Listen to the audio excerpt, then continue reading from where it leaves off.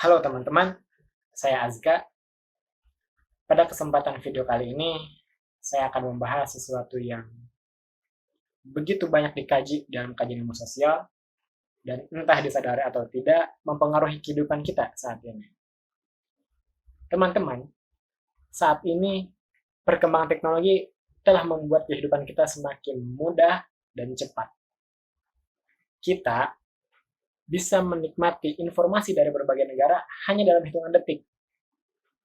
Kita juga bisa memesan makanan hanya dengan sentuhan jari di smartphone kita. Bahkan, kita bisa menjatuhkan nama seseorang hanya melewati perbincangan di jagat maya. Kondisi hari ini, yang sudah menghilangkan batas ruang di antara kehidupan kita, kondisi yang membuat kita seolah berjalan semakin begitu cepat. Kehidupan kali ini seolah-olah kita berada di lautan lepas yang arusnya begitu besar, yang siap membuat kita terbawa olehnya kemanapun arus tersebut membawa. Kalau arusnya ke kiri, kita ikut ke kiri. Kalau ke kanan, kita ke kanan. Atau bahkan, jika arus tersebut membawa kita kepada batu karang yang besar dan tajam, kita pun akan terbawa ke sana. Kita sebagai manusia yang terbawa arus tersebut, sangat kesusahan untuk melawan arusnya. Karena saking besarnya arus tersebut. Perlu tenaga ekstra untuk melawan arus tersebut, keahlian yang tinggi, serta akhirnya kita hanya bisa menyadari bahwa sangat mustahil untuk melawan arus tersebut.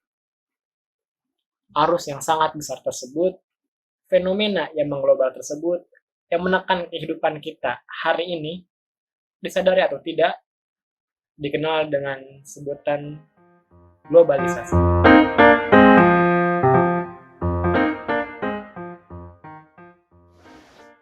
Globalisasi ini, teman-teman, berjalan beriringan dengan akhirnya modernisasi. Sebuah kondisi yang digadang-gadang memberikan kehidupan yang lebih baik kepada umat manusia. Karena merubah kehidupan masyarakat dari yang tradisional menuju modern. Dari hal yang buruk kepada hal yang lebih baik. Tapi, apakah benar seperti itu?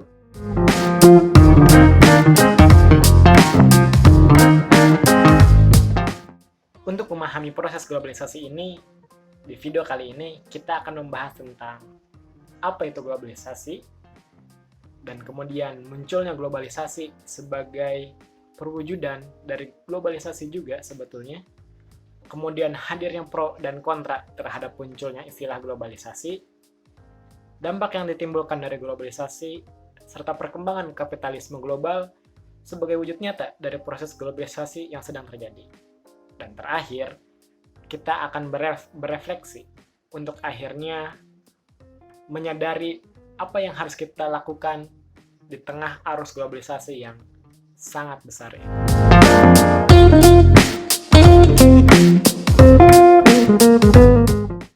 Istilah globalisasi muncul untuk menggambarkan kondisi ekonomi yang sudah tidak lagi mengenal batasan, ruang, dan mempersempit waktu sebagai akibat dari kemajuan teknologi, utamanya dalam bidang transportasi.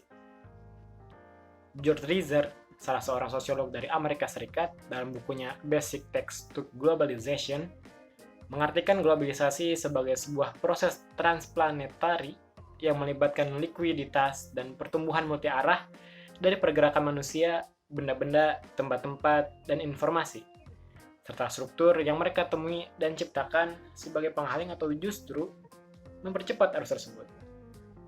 Reiser dalam hal ini menggunakan istilah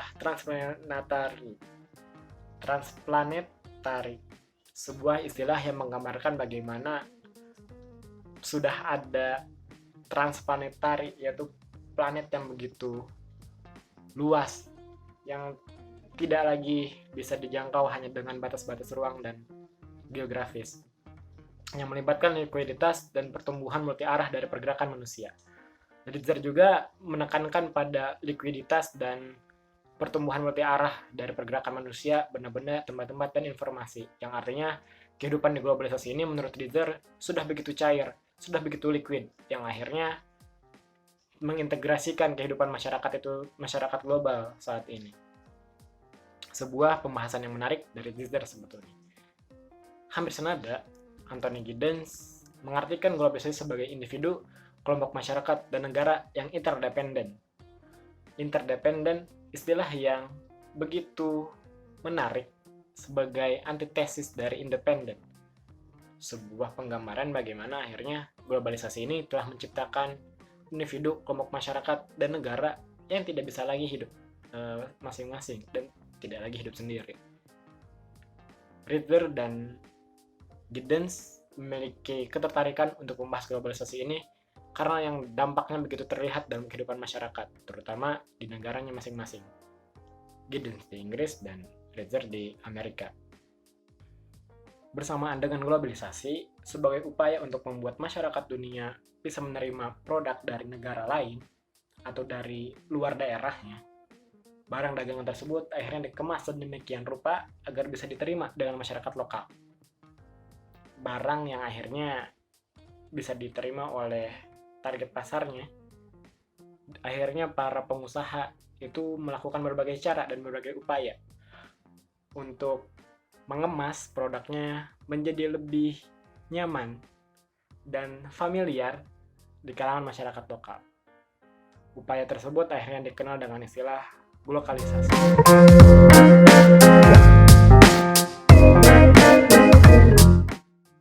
Globalisasi ini hampir berbarengan dengan globalisasi, yaitu sebuah proses yang akhirnya bisa memuluskan juga agenda pasar global, terutama para kapitalis global ini bisa semakin menjangkau masyarakat lokal yang daerahnya jauh di sana.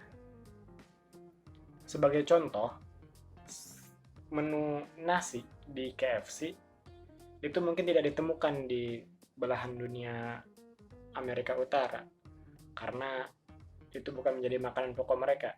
Tapi di Indonesia, menu nasi itu tersedia di KFC. Contoh lainnya adalah McDonald yang begitu menjamur di Indonesia dan menunya disesuaikan dengan lidah masyarakat Indonesia. Lokalisasi ini akhirnya bisa menempatkan dirinya berbarengan dengan globalisasi sebagai upaya pemulusan agenda pasar bebas di dunia. Lokalisasi ini juga digadang-gadang sebagai fenomena alternatif dari Amerikanisasi. Dalam hal ini, kita lihat bahwa lokalisasi dan globalisasi berjalan beriringan membawa kepentingan para kapitalis dalam pasar bebas. Bagaimanapun, globalisasi ini telah sukses membuat masyarakat dunia begitu aman, nyaman, dan tidak merasa aneh dengan produk dari luar daerah mereka. Disadari atau tidak? Globalisasi yang juga beriringan dengan globalisasi ini bisa memberikan keuntungan bagi mereka yang memiliki kemampuan dan sumber daya yang cukup, yang sangat diuntungkan dengan tidak adanya sekat di dunia saat ini. Kelompok ini yang mendukung sekali bagaimana gerakan globalisasi di muka bumi. Bahkan, menurut mereka, globalisasi ini justru memberikan kesejahteraan pada masyarakat dunia, karena kebebasan yang selalu dibanggakan dan selalu dibawa bersamaan dengan istilah globalisasi. Bebasnya pergerakan barang dagang, kebudayaan, jasa, modal, manusia, itu menurut mereka menguntungkan dunia. Belum lagi, hal ini akan membuat masyarakat dunia bisa saling terintegrasi untuk memecahkan permasalahan global, seperti kerusakan lingkungan, kemiskinan, dan juga permasalahan lainnya. Namun, dari segala keuntungan tersebut, terdapat beberapa kerugian dari globalisasi ini, yang nantinya melahirkan aktivisme anti-globalisasi di dunia.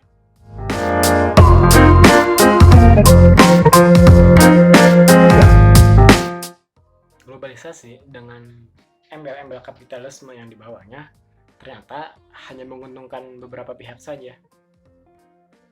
Hal tersebut terjadi karena globalisasi hanya melakukan komodifikasi terhadap semua hal yang ada di dunia ini, sehingga menyatukan martabat manusia menjadi hanya sebatas komoditas belaka. Hal yang tentunya sangat merugikan manusia dan sangat menghinakan manusia. Kemudian muncullah gerakan-gerakan anti globalisasi. Para aktivis penentang globalisasi ini kerap dikenal sebagai gerakan anti neoliberal, anti pasar bebas, anti kapitalisme, dan anti-anti lainnya yang intinya itu berbarengan dengan bagaimana globalisasi terjadi di muka bumi ini.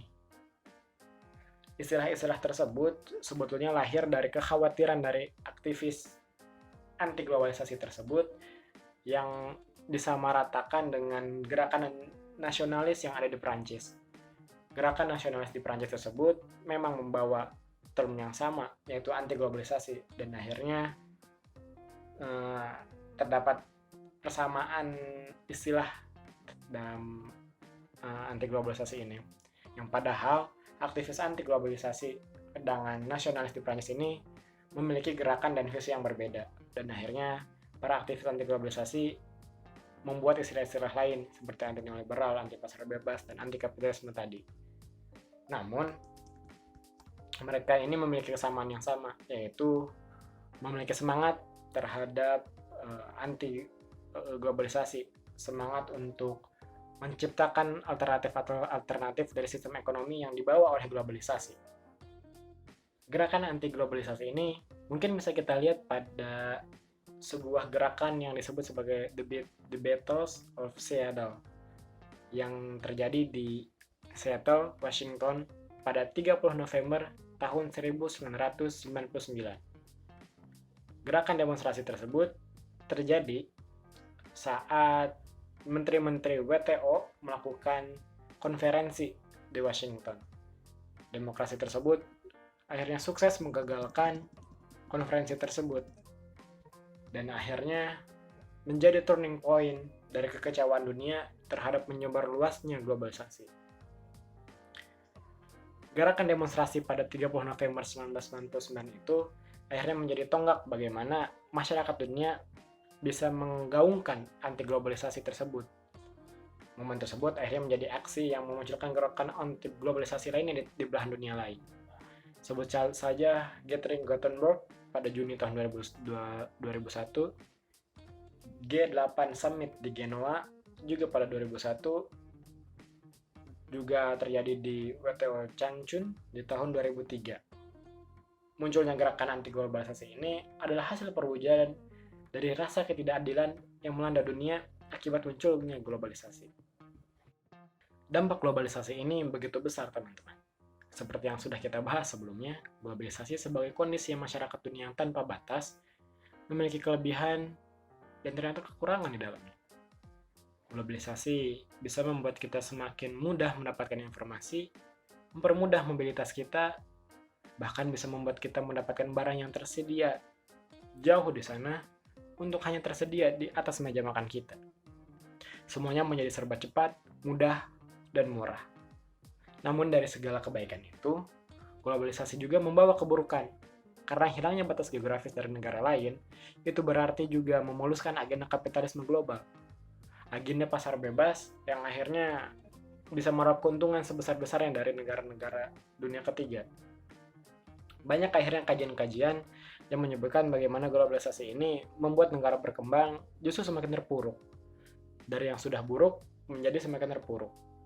Kenapa itu bisa terjadi? Hal tersebut terjadi karena ada upaya proses eksploitasi dari negara dunia pertama terhadap negara dunia ketiga.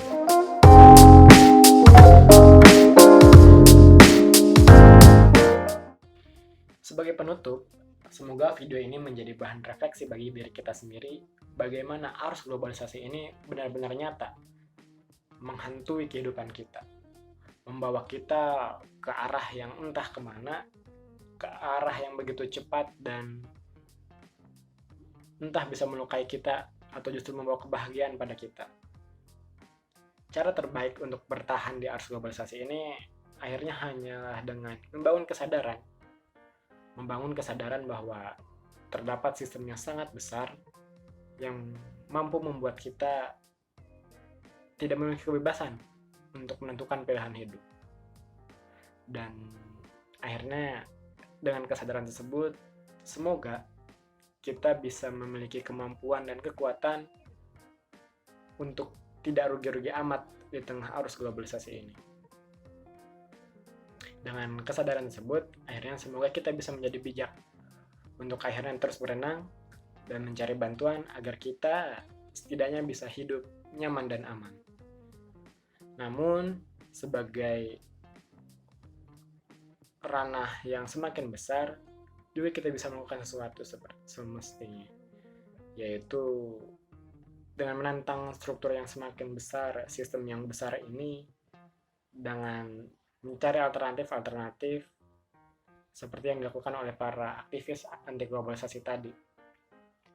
Bagaimana akhirnya memang perlu ada upaya sistemik untuk memberantas kesenjangan dan dampak negatif dari globalisasi ini. Karena jika hanya di ranah individual dalam melakukan dan berupaya untuk menghancurkan globalisasi, sepertinya kita tidak memiliki kekuatan untuk akan hal itu. Karenanya perlu ada kekuatan kolektif dan sistemik tadi untuk menentukan akhirnya globalisasi ini pantas atau tidak menjangkiti masyarakat dunia. Terima kasih.